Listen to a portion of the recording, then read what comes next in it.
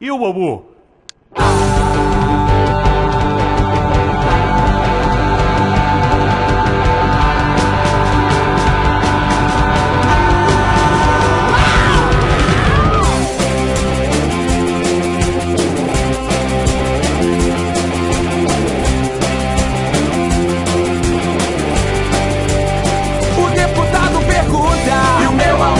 A sua sogra pergunta. E o casamento? O empresário pergunta. E o crescimento? O policial pergunta. E o documento? O cientista pergunta. E o fundamento? O religioso pergunta. E o sentimento? O ansioso pergunta. E o momento? O filósofo pergunta. E o pensamento?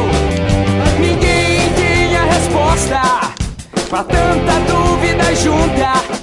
Por isso é que a gente gosta quando o Silvio pergunta: e o bambu? E o bambu?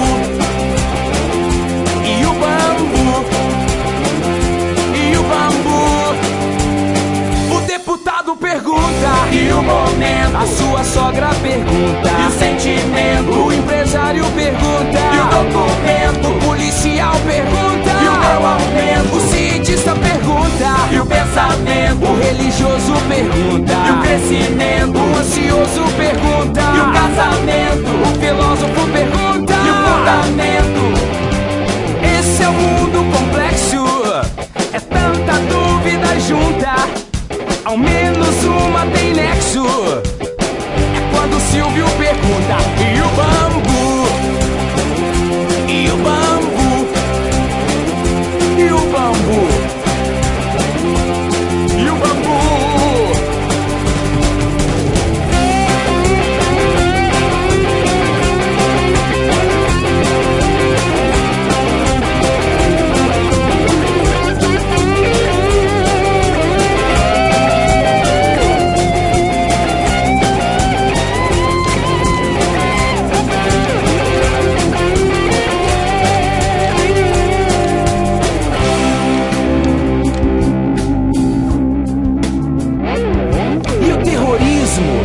E o eixo do mal, o imperialismo, e o aquecimento global, e o futuro, o reator de plutônio, aquele furo na camada de ozônio, e o meu emprego, e o meu sossego, e o meu sossego, e o meu sossego, e o meu sossego, e o meu sossego.